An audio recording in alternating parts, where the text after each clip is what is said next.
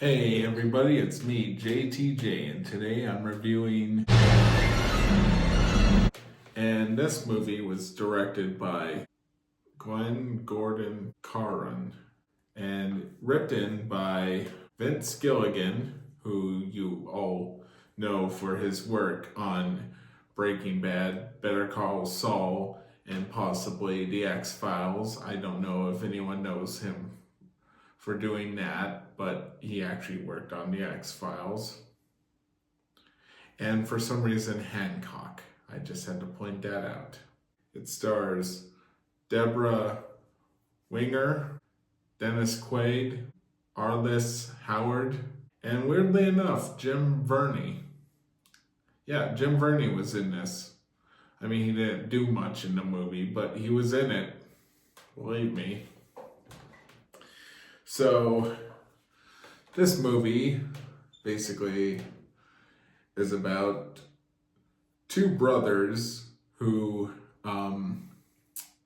have this power to make fires start with their mind. And you may see trailers for this and you may see the movie and think, did Stephen King get involved in this? No, it's not a Stephen King adaptation, although they actually do make a reference to one of his books in the film, Firestarter. No, weirdly enough, it does feel Stephen King inspired, and I couldn't see much of Vince Gilligan's work in it, except maybe interesting characters, because you have these five guys in the movie who are always doing a cappella with each other. And you also have a dude who doesn't actually express emotion, who is the main character, Wilder Napalm. And you have Dennis Quaid, who plays his brother Wallace Napalm, who actually wants to get famous off of his power to do fire stuff with his mind. But the problem is, for Wilder Napalm, if his brother gets famous for doing that, it's going to ruin his life, because people are going to think, wait a second, if this guy can control fire with his mind, who's to say his brother can't also? Because people are going to start thinking, he shares a striking name, and yeah, it's very interesting in that regard. Also, if you do have any interest in seeing this movie, I suggest if you have Amazon Prime, you go watch it right now after this review. So the movie is basically about these two brothers who have the fire ability, and they also kind of fight over Wilder's wife, which is weird because I don't mean to be mean, but she doesn't really, to be honest, she is quite the character in the film. She is, how you say, very frisky in certain scenes, and it's with her husband, and it's just kind of funny.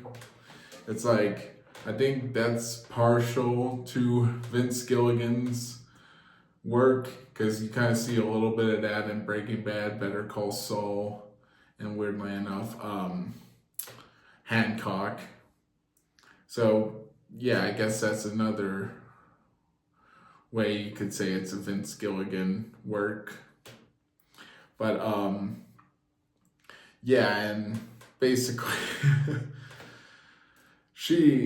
the movie started off with her being on house arrest, and then when she is no longer on house arrest, she wants to go places, like she wants to go to see the orchestra and stuff, and it's like, that's the first place you want to go, is the orchestra, not maybe, I don't know, go for a walk somewhere, being all cooped up for entire however long you were cooped up for. To be honest, I've been cooped up myself, and quite frankly, the first place I'm going to go to when I have a car again is not going to be the orchestra. but who knows, you know? And basically the film,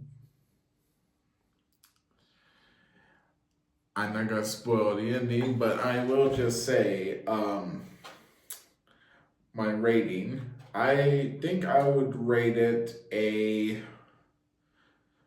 8.9. I actually liked it. I really did. And it was a good watch to watch on Prime. So, or if you don't have Prime, I'm sure there's other ways of watching it. But if you do have Prime, go watch it right now. Just saying. And until next time, stay tight.